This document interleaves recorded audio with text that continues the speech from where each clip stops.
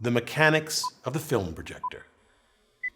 One of the most impactful pieces of engineering is the technology of movies. They've shaped every aspect of our lives. Today, of course, they're created digitally, but I celebrate here the stunning engineering that gave life to movies, the technology that tricked the mind into seeing a moving image. Film came in many sizes, from the giant 70mm, popular in the 1960s for epics like Lawrence of Arabia, to 35mm used for most feature films, to 16mm for schools, and even 8mm used by home enthusiasts. The larger the film, the greater the resolution, of course. All worked with mechanisms similar to common 16mm projectors.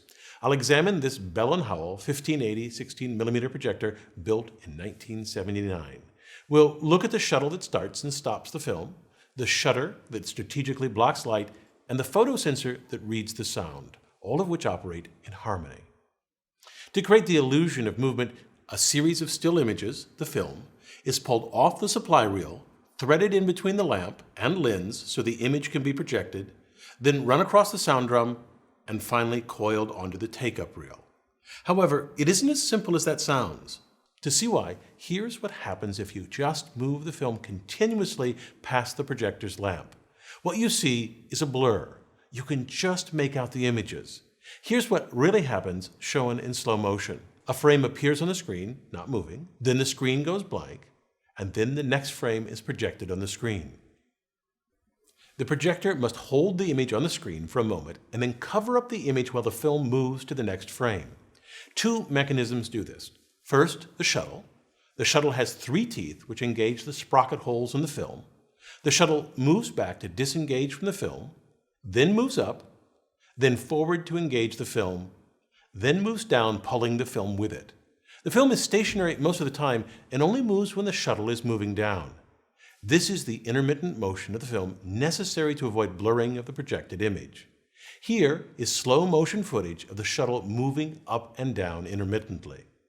From this angle, you clearly see the shuttle move forward and back to engage and disengage from the film. 2 shuttle arms hold the teeth of the shuttle in place. In between the arms is an eccentric cam. This cam rotates with an axle and moves the shuttle arms up and down. The outline of the cam has a constant width so that the distance between the arms doesn't change. The cam shape holds the shuttle steady at the top and bottom of its travel. To see how the shuttle moves forward and backward, let's look down from above. The shuttle arms act like a third-class lever. They pivot on one end, and at the other end, a spring force pushes them forward, and an effort forces them backwards. This backwards effort is created by a disc tilted a few degrees off of the axle. When the axle turns, the disc wobbles. A horizontal post connected to the shuttle arms is pressed into contact with the wobbling disc by the spring force. As the axle turns and the disc wobbles, the shuttle arms are rhythmically pressed backwards. This movement is synced with the eccentric cam to create the required motion of the shuttle. The shuttle transports the film so that it's stationary most of the time and quickly advances to the next frame. Though it is rapid, the film movement will still cause blur in the projected image. The blur is eliminated by a shutter. The shutter is a disc with a blade that protrudes from half the circumference. The other half is open. The shutter rotates once every frame and is synced so that the shutter blade blocks light from the lamp while the shuttle is advancing the film. This prevents the projection of film motion on the screen.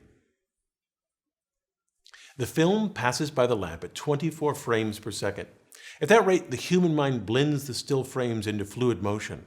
A projector with a single bladed shutter blocks light from the lamp once every frame. So half the time, every 24th of a second, the screen is dark. This switching between a bright projected image and darkness is called flicker. If the flicker occurs at about 60 to 70 times per second, the bright flashes fuse together and appear, to the human eye, continuously bright with no periods of darkness. This rate is called the flicker fusion threshold. Since 24 flickers per second is below the threshold, the flicker is visible. This flicker is the origin of the term flick as slang for movies. But modern film projectors don't have this problem. How did they fix it? Originally, shutters had a single blade that covered the advancement of the film with an open section that showed the picture. Modern shutters have 3 blades. The first blade covers the film motion. The second 2 blades block the light even when the film is stationary. They only serve to increase the flicker rate. The 3 openings allow the image to be projected half the time.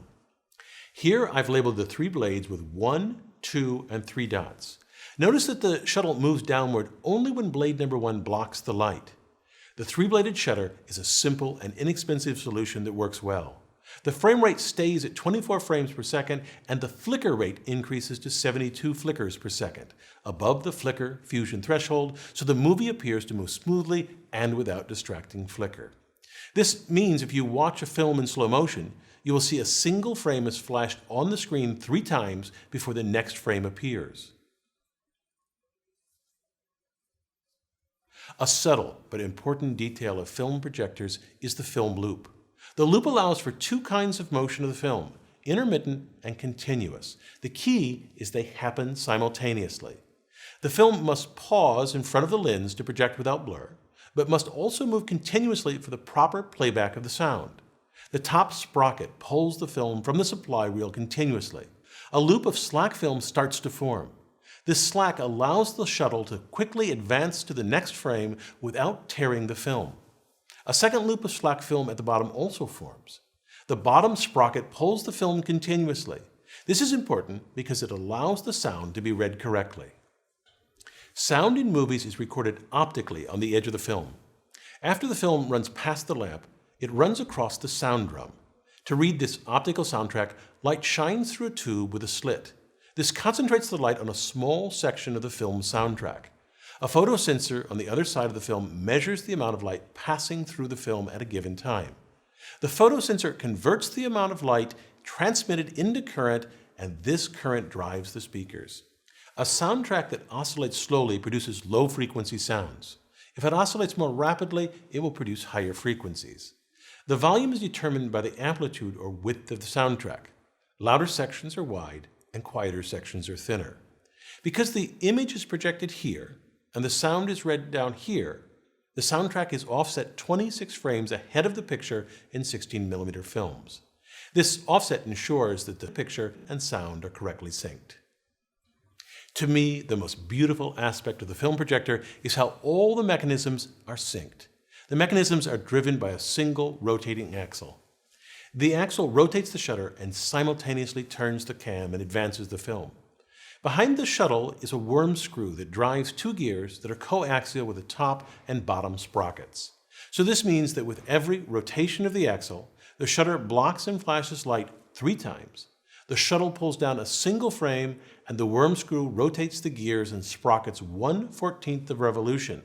Since there are 14 teeth on a sprocket, the top sprocket moves 1 frame worth of film from the supply reel, and the bottom sprocket pulls 1 frame through the projector. This setup keeps all the important mechanisms in sync. One thing to keep in mind is that film projectors were designed and built in parallel with film cameras. In fact, in many respects, the technology in both cameras and projectors are nearly identical. I'm Bill Hammack, the Engineer Guy.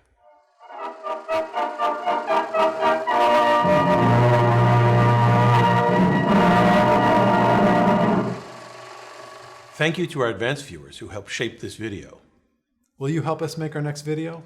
Will you become an advanced viewer? Go to engineerguy.com/preview to sign up. We'd love for you to join us.